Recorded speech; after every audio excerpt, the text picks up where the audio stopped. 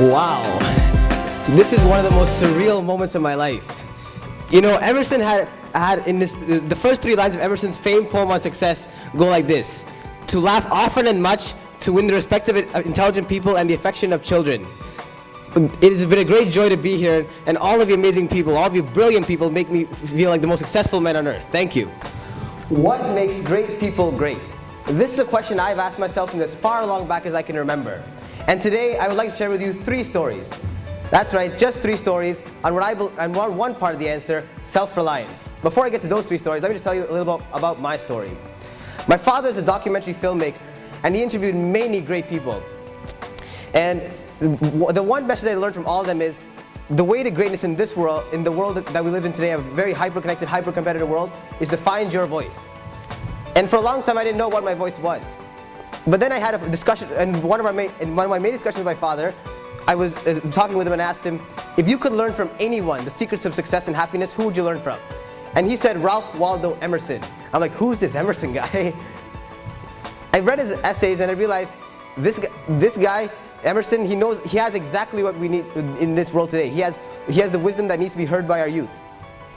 And so I dedicated the next year of my life to retelling and making it into simple language the wisdom of Emerson so that it can be accessible to all of you great people.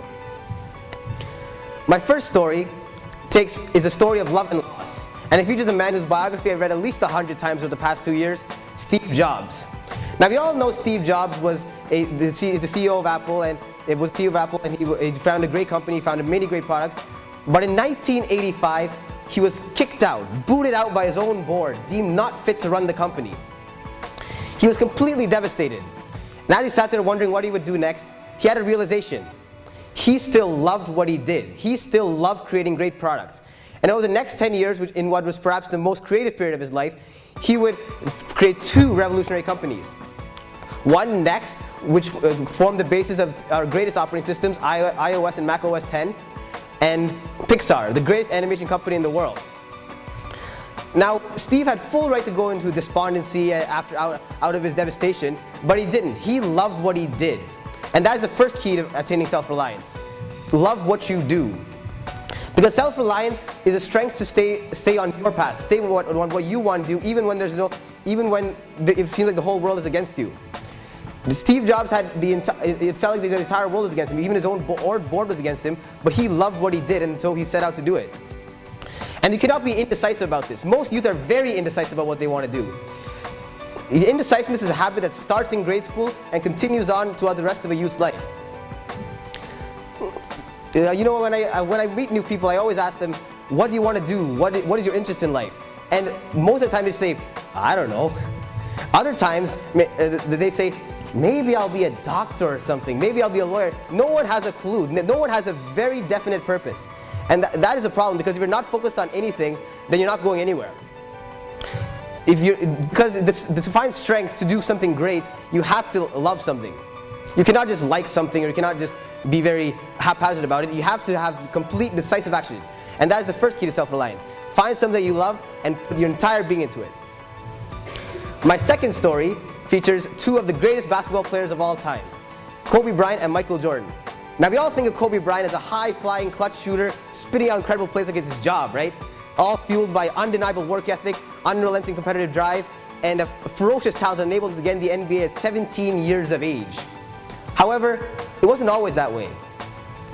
At 12 years of age, Kobe Bryant went into a summer camp with the most talented kids in the country.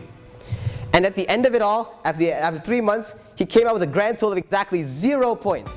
That's right, the third all-time NBA scorer came out of the summer camp with 0 points. Now you understand something about Kobe. For his entire life, ever since he was 2 years old, he was obsessed with basketball. He was dreaming, and he had just came out scoring 0 points. Imagine the devastation he felt. And then he read about Michael Jordan. He read about how he had got cut from his high school basketball team and how he had worked extremely hard to become the great player that he became. And Kobe decided to be the same way. He decided that he would work extremely hard, that he would put his entire being into basketball, and that he would become just like Jordan one day. In fact, and he did become exactly like Jordan. In fact, there's a viral YouTube series which shows that Kobe copied Michael Jordan to a fault. In fact, they even show that he walks the exact same way. And that's the second key to self-reliance. finding our role models, finding someone great that we can learn, and learning everything possible from them.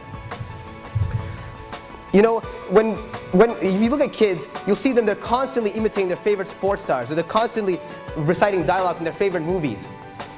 But as adults, we lose that. Once we grow up, we lose that sense of wonder at our idols. Great people never lose this feeling. Another one of the great examples I can think of is Michael Jackson. He would constantly be studying the Beatles, watching their every move, watching how they put emotion in every chord, watching another all-time great entertainer, Gene Kelly, watching how he put his emotion. All these lost that sight of that wonder of his idols, even as he became incredibly successful.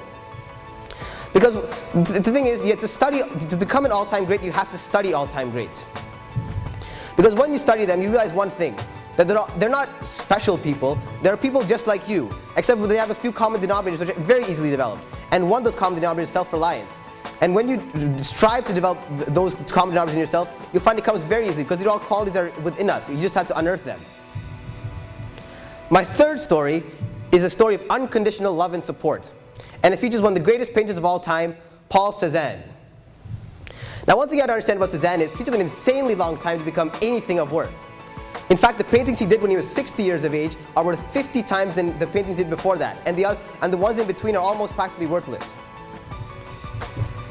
And throughout these lean years, his father gave him 400,000 francs. Now, his father had full right to say, "Son, go get a job." But he didn't. He left him money, and so he'd focus on his artistic career. And even more remarkable, Cézanne had a friend named Ambrose Vollard. Now, Vollard would sit and pose for Cézanne for 12 hours. And he would do this on 158 separate occasions. And he wouldn't go away, even when Cézanne would always rip the canvas in frustration whenever he felt that he wasn't doing a good job. And even still, he would stay there. When Cézanne shouted at him for moving, he would still stay there. And that's the key to self-reliance. Despite what the name may say, despite what the word means, despite the fact that the word self is in there, the greatest source of self-reliance is from other people. Because no matter how much you love your work, no matter how much you see that other people have gone through the same struggles and that you can get out of them too, there will be times when you're overwhelmed. And in those times, the most valuable asset is someone who believes in you even though there's no reason to believe in you. In my case, they're my parents. They've supported me all throughout this incredible journey, and I'm sure for all of you it has been your parents as well. And now you see, all of us have this great gift that we can give to the world. And I have a dream that one day all of you will be giving out some great gifts. Because most of us think that greatness is something reserved for certain people, or like Muhammad Ali or Steve Jobs. But it's not. Greatness, I want to open up the possibility to you that all people are great. All of you are great. And that you just haven't realized it yet.